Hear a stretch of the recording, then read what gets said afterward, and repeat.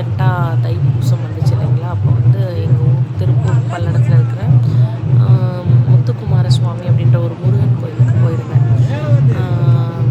அங்கே பார்த்திங்கன்னா ஒரு சின்ன மலை தான், அது ரொம்ப அழகாக இருந்தது. தைப்பூசத்துக்கு நான் புதுசாக ஒரு கோயிலுக்கு போன அனுபவமாகவும் எனக்கு இருந்துச்சு. அங்கே ஒரு சின்ன விஷயம் கற்றுக்கிட்டேன். அவங்க சாமி கும்பிட்டு ஒருத்தவங்க சொன்னாங்க, இந்த சாமிக்கு பாருங்கள், மேலே பாருங்கள், 2 யானைக்கு நடுவில் ஒரு சாமி இருக்காங்க. இவங்க தான் அன்னலக்ஷ்மி அம்மா. இப்போ பாருங்கள், இப்போது நான் ஒரு அன்னலக்ஷ்மி, இதுவும் என்ட்ரன்ஸில் தான்.